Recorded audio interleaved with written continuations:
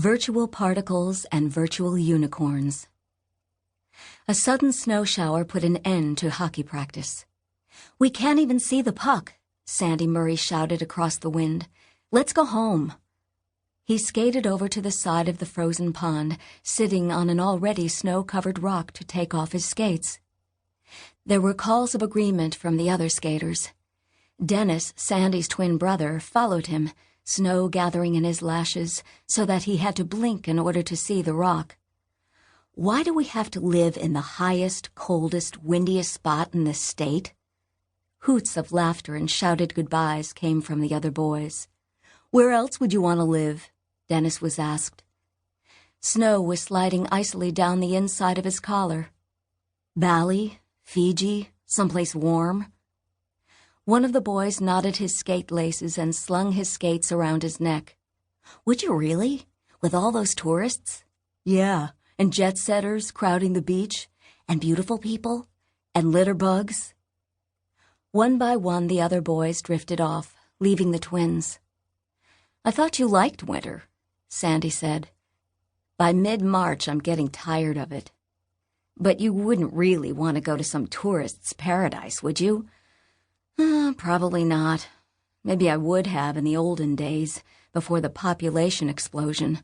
I'm famished. Race you home." By the time they reached their house, an old white farmhouse about a mile from the village, the snow was beginning to let up, though the wind was still strong. They went in through the garage, past their mother's lab. Pulling off their windbreakers, they threw them at hooks and burst into the kitchen. "Where's everybody?"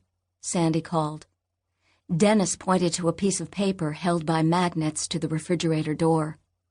They both went up to it to read. "Dear twins, am off to town with Meg and Charles Wallace for our dental checkups.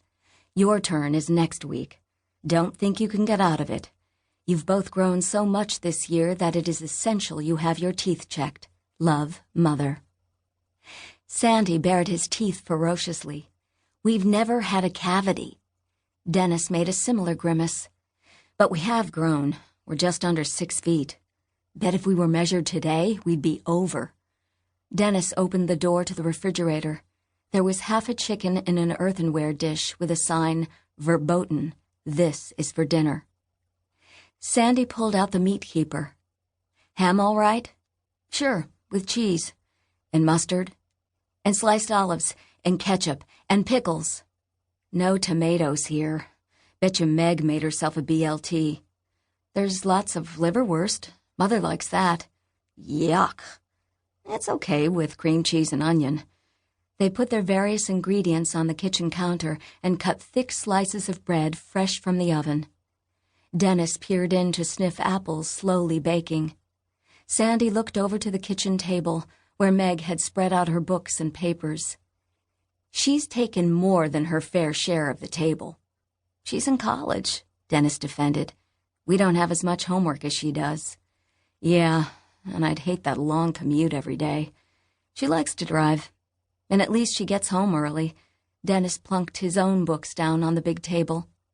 Sandy stood looking at one of Meg's open notebooks. "Hey, listen to this.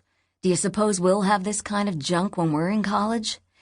It seems quite evident that there was definite prebiotic existence of protein ancestors of polymers, and that therefore the primary beings were not amino acids."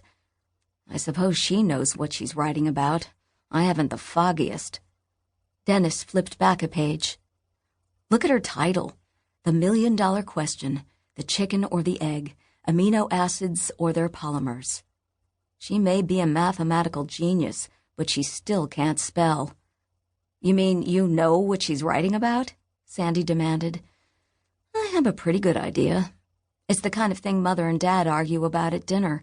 Polymers, virtual particles, quasars, all that stuff." Sandy looked at his twin. "You mean you listen?" "Sure, why not? You never know when a little useless knowledge is going to come in handy. Hey, what's this book? It's about bubonic plague.